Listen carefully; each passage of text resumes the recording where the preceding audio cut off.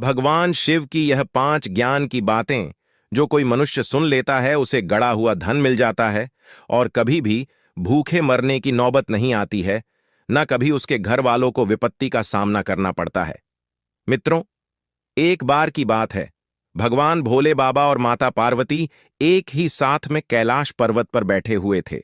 तभी एक दिन की बात है, माता पार्वती के मन में एक प्रश्न आता है और कहती हैं, हे प्रभु, आज आप हमें बताइए कि मनुष्य कब तक उन्नति करता रहता है और उसकी उन्नति कब रुक जाती है, और मनुष्य कितने वर्ष तक तरक्की करता है और कब उसकी तरक्की रुक जाती है। तभी भगवान भोले बाबा माता पार्वती से कहते हैं, हे देवी, आज आपने मनुष्य के लिए बहुत ही महत्वपूर्ण प्रश्न किया है। आपके इस प्रश्न में मनुष्य के कल्याण छुपे हुए हैं। जो भी मनुष्य इस कथा को पूरे ध्यान और मन लगाकर सुनता है, वह समझ जाता है कि मनुष्य की उन्नति कब रुक जाती है तथा मनुष्य की उन्नति का ताला कब खुलता है और वह अपने जीवन में उन्नति कब करता है, उसका जीवन अमीरी में कब व्यक्तित्व होता है। फिर माता पार्वती कहती है, हे स्वामी, आप कथा को आरंभ करिए, मैं इस कथा को खूब मन लगाकर सुनूंगी। नमस्कार मित्रों, आप सभी लोगों से निवेदन है कि इस कथा को और कहानी को सुनने से पहले कमेंट बॉक्स में हर हर महादेव लिखकर, वीडियो को लाइक करके, चैनल को सब्सक्राइब करके बेल आइकन ऑल पर प्रेस कर लीजिए, जिससे आप सभी लोगों को हमारा वीडियो सबसे पहले मिले और आप सभी लोग प्राचीन कथाओं और कहानियों से जुड़े रहें। मित्रों, फिर आगे भगवान भोले बाबा माता पार्वती को कथा सुनाते हुए कहते हैं, हे देवी, बहुत समय पहले की बात है। एक नगर में अपने 3 बेटों और पत्नी के साथ एक किसान रहता था।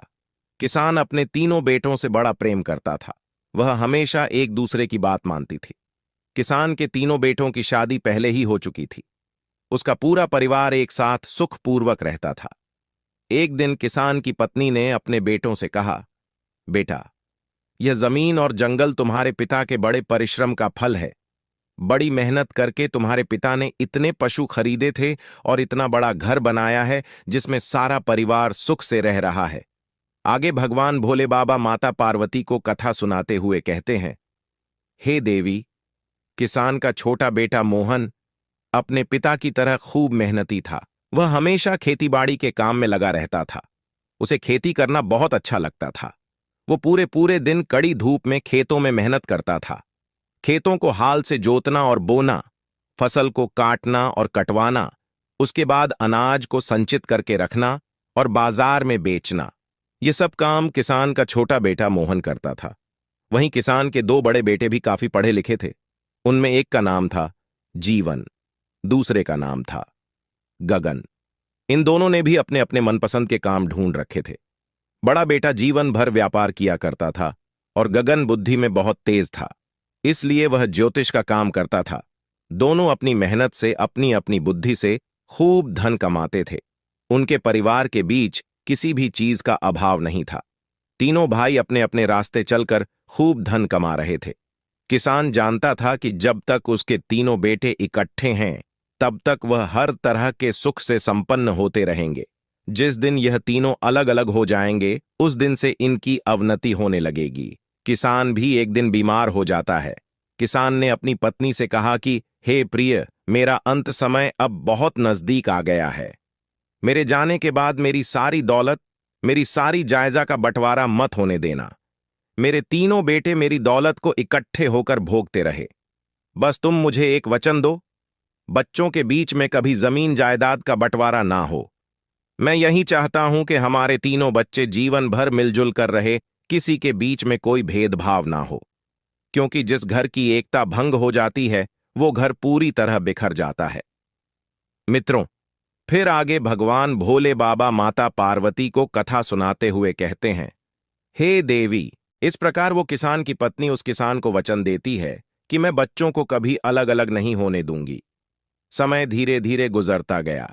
फिर एक दिन किसान की पत्नी ने अपने तीनों बच्चों को बुलाया और कहा, बेटो, मैं तुमसे एक वचन लेना चाहती हूं, और वह वचन यह है कि तुम्हारे पिता की अंतिम इच्छा थी कि तुम्हारे बीच में कभी भी जमीन जायदाद का बंटवारा ना हो।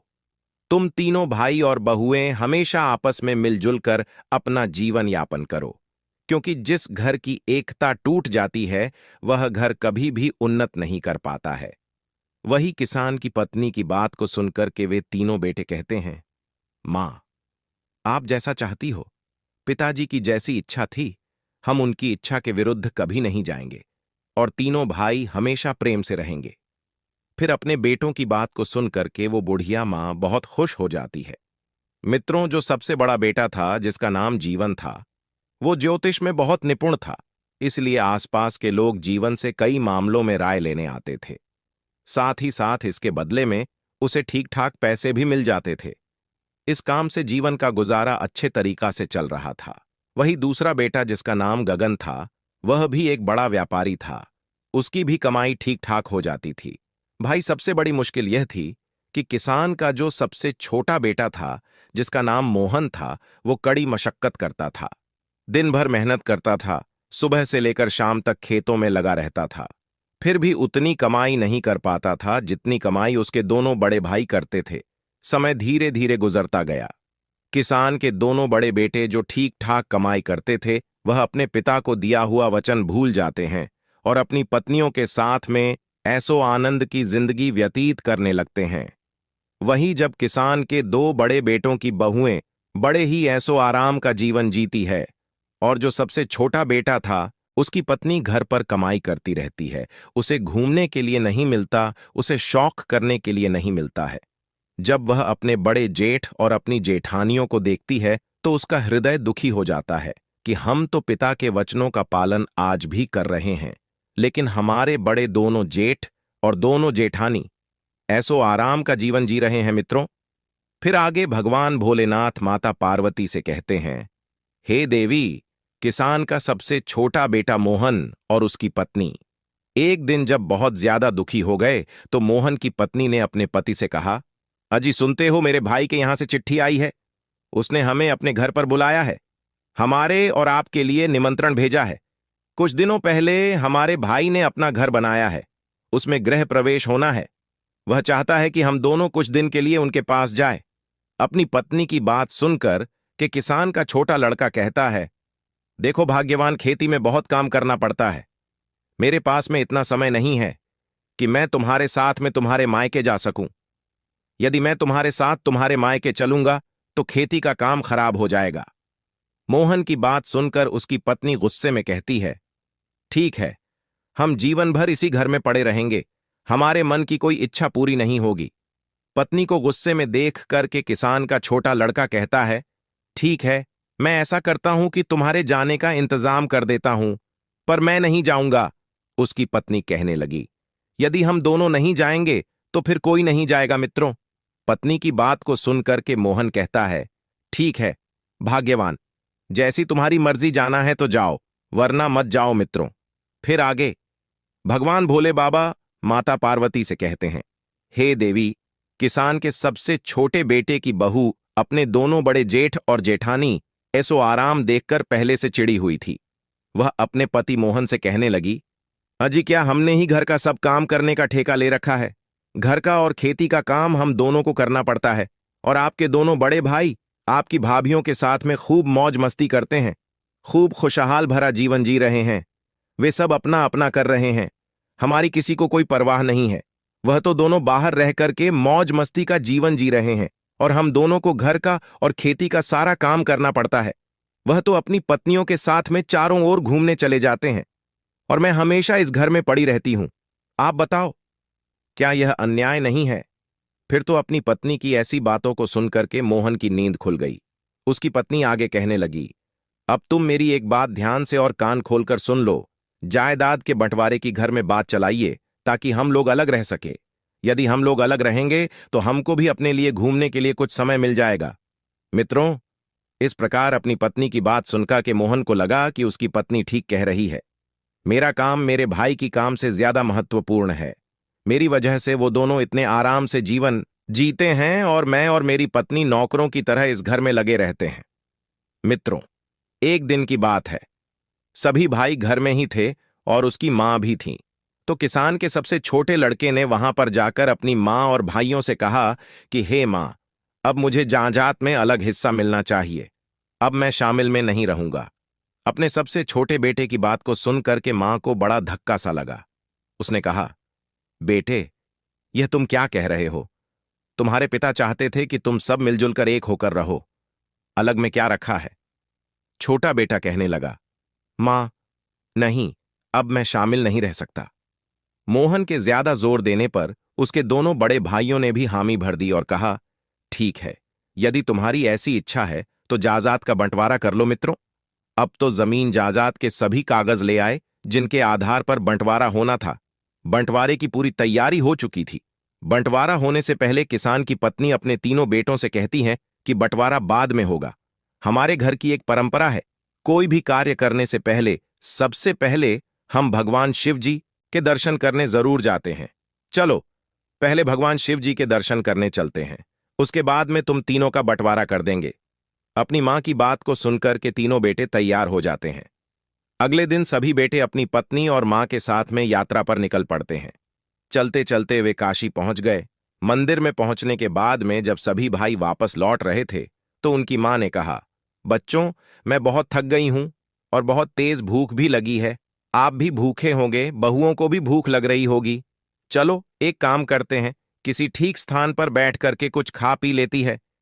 बेटों ने कहा, ठीक है मां, अब वहां से सभी चल देते हैं। चलते चलते उन्हें एक गांव में एक पुराना मंदिर दिखाई देता है और उसी मंदिर के पास में एक भोजनालय था। वहीं जब सभी परिवार खाना खाने की तैयारी करने लगा तो मां ने कहा, बेटा, हम लोग खाना खाने के लिए तो चल रहे हैं, मगर रुपयों की थैली तो लगता है कहीं गिर गई। अब हम खाना कैसे खाएंगे और कैसे गांव तक पहुंचेंगे? इसके लिए हमें काफी पैसों की जरूरत है।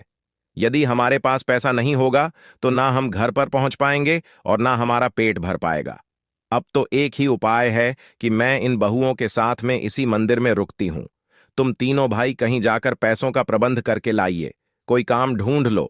तीनों अलग अलग अपना अपना काम करके अलग अलग पैसे लाओगे तो हम घर भी पहुंच जाएंगे और पेट भर के भोजन भी कर लेंगे। तीनों बेटों ने अपनी मां की राय मान ली और तीनों भाई अलग अलग दिशाओं में पैसा कमाने के लिए चल पड़े।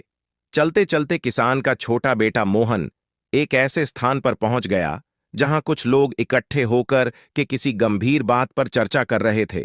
मोहन ने पूछा, आप लोग किस उलझन में खड़े हो और क्या बात कर रहे हो? क्या मैं आपकी कुछ मदद कर सकता हूं? रास्ते में खड़े लोग कहने लगे, भैया, हमारे पास में जमीन का यह बड़ा सा भूभाग है। जमीन के इस हिस्से में हमेशा पानी भरा रहता है, इसलिए हम इसमें कुछ फसल नहीं उगा पाते हैं और इस जमीन का राजा हमसे हर वर्ष लगान भी वसूलता है। अब बताओ, जमीन का हम कुछ लाभ भी नहीं ले पाते और लगान भी चुकाना पड़ता है। इसी बात को लेकर हम बड़े चिंतित हैं। तब मोहन कहने लगा, अरे भाई, अगर मैं आपको इस जमीन में फसल उगाने का तरीका बता दूं तो कैसा रहेगा? उन्होंने कहा, भाई, अगर तुम हमें इस जमीन में फसल उगाने का तरीका बता दोगे तो हम तुम्हें चांदी की 5 मुद्राएं तुम्हें इनाम में देंगे। मित्रों, मोहन खेती करना तो अच्छी तरह से जानता ही था। कौन सी फसल कैसे उगाई जाती है, इस बात का उसे बहुत अच्छा अनुभव था। मोहन ने उन्हें सलाह दी कि तुम इस जमीन में धान की रोपाई कर दो, क्योंकि धान जो होता है वह पानी में ही होता है। मोहन ने उन लोगों को धान की उगाई का पूरा नुस्खा बता दिया। फिर सब ने वैसा ही किया, उस जमीन में धान लगवा दिए। नुस्खा बताने के बदले में गांव वालों ने उस किसान के बेटे को खूब धन्यवाद किया और उसे 5 चांदी के सिक्के भेंट किए। वे पैसे लेकर मोहन अपनी मां के पास मंदिर में लौट आता है। इधर किसान का दूसरा जो बेटा था जीवन, वह चलते चलते एक ऐसे स्थान पर पहुंच गया जहां पर उसने पेड़ के नीचे बैठे हुए एक व्यक्ति को देखा जो काफी दुखी लग रहा था। जीवन ने पूछा, आपको किस बात की चिंता है? आप बड़े उदास मालूम पड़ रहे हो। क्या मैं तुम्हारी कोई मदद कर सकता हूं? तो वो व्यक्ति कहता है, भाई, हम 4 भाई हैं। मृत्यु से पहले हमारे पिता ने हमारी सारी संपत्ति हम चारों भाइयों में बांट दी थी, लेकिन एक काली बिल्ली थी जिसे बांटना बहुत मुश्किल था। फिर हम सब ने फैसला किया कि बिल्ली हम सबके साथ ही रहेगी। चारों भाइयों ने उस बिल्ली की एक एक टांग को बांट लिया। वहीं एक दिन वो बिल्ली जो थी छत से नीचे गिर गई। एक टांग उसकी टूट गई। बिल्ली की टूटी हुई टांग मेरे हिस्से में आई थी कि बिल्ली की उस टांग पर तेल लगाकर उस पर पट्टी बांध दी थी। ठंड का मौसम था। एक दिन वह बिल्ली ठंड से बचने के लिए चूहे के पास जाकर लेट गई। पैर में पट्टी बंदी होने के कारण उसमें आग लग गई। जब बिल्ली वहां से भागी तो आसपास के घरों में आग लग गई। अब सब कुछ जलकर राख हो गया। पड़ोसियों ने सारा दोष मेरे सर पर लगा दिया कि बिल्ली की जिस टांग से आग लगी है वह टांग मेरे हिस्से में थी। फैसला जब पंचायत में पहुंच गया तो पंचों ने कहा कि जिस टांग की वजह से आग लगी है वह टांग मेरे हिस्से की है, इसलिए पूरा नुकसान की भरपाई मुझे करनी पड़ेगी। अब मेरे पास इतने पैसे कहाँ हैं जो मैं सबके नुकसान की भरपाई कर पाऊं, इसलिए मैं यहां पर बड़ा दुखी हूं, बड़ा चिंतित बैठा हूं कि अब क्या करूं। उस दुखी आदमी की बात सुनकर किसान का दूसरा बेटा जीवन कहता है, भाई तुम चिंता मत करो, मैं तुम्हें इस मुसीबत से निकाल दूंगा। तब वो रागीर कहने लगा, यदि तुम मेरी समस्या का समाधान कर दोगे तो मैं तुम्हें सोने के 4 सिक्के दूंगा। मित्रों, शर्त मंजूर हो जाने के बाद में वह किसान का लड़का कहने लगा, ठीक है, तुम जाओ और अपने पड़ोसियों और गांव के बड़े बूढ़े लोगों को जमा कर लो। मैं तुम्हें शीघ्र ही वहीं मिलता हूं। मैं तुम्हारा दोबारा से फैसला करूंगा। किसान के बेटे की बात को सुनकर के वह राहगीर जो था अपने गांव के कुछ व्यक्तियों को बुला लाया और वहां पर भीड़ जमा हो गई। सबकी बात सुनने के बाद में किसान का बेटा जीवन कहने लगा कि यह सच है कि सारा नुकसान बिल्ली ने किया है, और यह भी सच है कि जो टांग इसके हिस्से में थी वो टांग जख्मी थी और उस पर तेल की पट्टी बंधी थी, इसलिए उसने आग पकड़ ली। अब आग की पीड़ा से पीड़ित होकर बिल्ली के भागने की वजह से सब घरों में आग लग गई। जिसका दोष तुमने इस बेचारे पर मर दिया है, इसका कोई दोष नहीं है, क्योंकि इसकी टांग तो जख्मी थी। वो टांग चलने फिरने में असमर्थ थी, तो उसने कैसे आपके घरों में आग लगा दी? और जो बिल्ली की टांग टूट चुकी थी वह तो किसी काम की नहीं थी। बिल्ली केवल अपनी सही सी 3 टांगों से भागी थी, जिसकी वजह से चारों ओर आग लगी है। अब आप ही बताओ, बिल्ली की टूटी हुई टांग का क्या दोष है? जो टांगे सही थीं, दोस्तों, उनका है। मित्रों, जीवन की बुद्धि ने सब गांव वालों को चंबे में डाल दिया और सबने में अपना सर हिलाया। फैसला यह हुआ कि 3 टांगे जो सही थीं उनके मालिक को ही हर्जाना भरना पड़ेगा। ऐसा फैसला सुनकर जख्मी टांग का जो मालिक था वह बड़ा खुश होता है और वचन के मुताबिक उसने जीवन को सोने की 4 मुद्राएं भेंट की। किसान का दूसरा बेटा जीवन भी सोने के सिक्के लेकर अपनी मां के पास लौट आता है। मित्रों, फिर आगे भगवान भोले बाबा माता पार्वती से कहते हैं, हे देवी, इधर किसान का तीसरा बेटा गगन भी चलते चलते एक घर के द्वार पर जा पहुंचा जहां से रोने की आवाज आ रही थी। वह घर बहुत बड़ा था, किसी राज कर्मचारी का घर मालूम पड़ रहा था। उसके बाहर एक पहरेदार भी खड़ा था। किसान का बेटा सोचने लगा कि ऐसे आलीशान घर में रहने वाला कोई व्यक्ति भला क्यों रो रहा है? आखिरकार इस समस्या का क्या हाल है? जब किसान का बेटा आगे बढ़ता है तो पहरेदार से पूछता है, भैया एक बात बताओ, इस घर में रोने की आवाज क्यों आ रही है? तब पहरेदार कहता है, आप अंदर जाकर स्वयं ही क्यों नहीं पूछ लेते मित्रों। किसान का बेटा जब अंदर जाता है तो देखा है उस महल के अंदर एक आदमी बैठा हुआ रो रहा था। फिर वह किसान कहने लगा कि आपको क्या कष्ट है? भाई, आप क्यों रो रहे हो? आप मुझे बताओ, मैं आपकी क्या सहायता कर सकता हूं? तब रोने वाला व्यक्ति किसान के बेटे गगन से कहने लगा, अरे भाई, राजा लोग भी बड़े अजीब सनकी होते हैं। हमारे राजा ने मुझे एक हाथी का वजन पता करने के लिए कहा है। अगर मैं ऐसा नहीं कर सका तो राजा मेरा सर धड़ से अलग करवा देगा। इतना कहकर के फिर वो मंत्री जो था एकदम से रोने लगा। उस मंत्री की बात सुनक के किसान का बड़ा बेटा, जिसका नाम गगन था, वह कहने लगा, तुम भाई चिंता मत करो। यदि मैं तुम्हें हाथी का वजन पता लगाने में आपकी सहायता कर दूं तो फिर मेरा पुरस्कार क्या होगा? मंत्री कहने लगा, यदि तुम मुझे इस हाथी का वजन पता करके बता दोगे तो मैं तुम्हें 5 सोने की मुद्राएं दूंगा। किसान के बेटे ने कहा, ठीक है, तुम चिंता मत करो, आप केवल मुझे उस हाथी के पास ले चलो। मित्रों, मंत्री गगन को लेकर हाथी के पास पहुंचता है। गगन ने कहा, इस हाथी को एक नदी के पास ले चलो और एक बड़ी सी नौका में हाथी को सवार कर दो। मंत्री ने वैसा ही किया। नदी के किनारे ले जाकर हाथी को नाव में खड़ा कर दिया। हाथी के वजन के कारण नाव जो थी वह पानी के अंदर बैठने लगी। नाव पानी में जितनी अंदर धंस गई, वहीं पर किसान के बेटे ने नाव पर निशान लगवा दिया। उसके बाद हाथी को नाव से उतार लिया गया। किसान का लड़का कहने लगा, अब इस नाव में इतने पत्थर भरो कि जब तक यह नौका उसी निशान तक पानी में ना डूब जाए। फिर किसान के लड़के की बात सुनकर सभी ने बड़े बड़े पत्थर उस नाव में भर दिए, और जब नाव निशान के बराबर पानी में बैठ गई तो उसमें पत्थर भरना बंद कर दिया। किसान के बेटे ने उस नाव के सारे पत्थर बाहर निकलवाए और कहा कि इन पत्थरों को तोल कर देख लो, जितना वजन इन पत्थरों का है उतने ही वजन का हाथी है। गगन की युक्ति देखकर मंत्री बड़ा प्रसन्न हुआ। उसने खुशी में किसान को 5 सोने की मुद्राएं भेंट की। गंगन उन 5 सोने की मुद्राओं को लेकर अपनी मां के पास मंदिर में लौट आता है। इस प्रकार सभी भाई जब धन कमा करके मंदिर में लौट आए तो सभी ने बड़े ही प्रेम से खाना खाया, और दुकान वाले का इतना पैसा बना जितना पैसा बना। तीनों भाइयों ने जो पैसा कमाया था वह सारा पैसा चुका दिया, और कुछ पैसे बच भी गए जिससे वह अपने घर वापस लौट आए।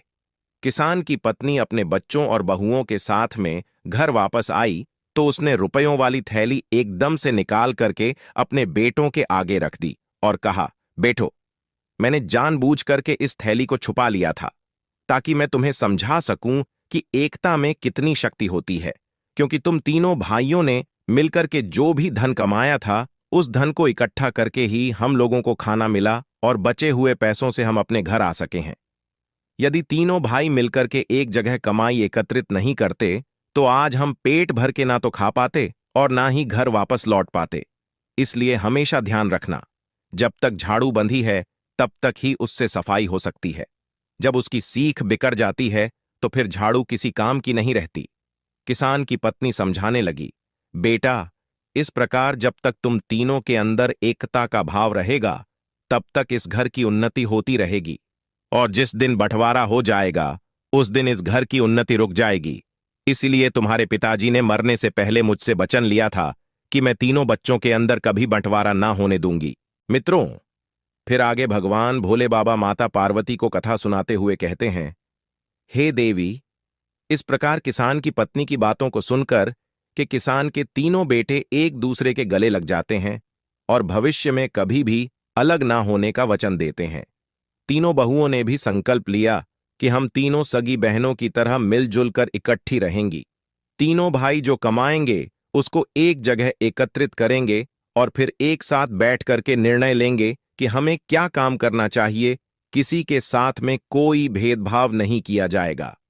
आगे भगवान भोले बाबा कहते हैं, हे देवी पार्वती, तुम्हारा पहला प्रश्न था कि मनुष्य की उन्नति क्यों रुक जाती है।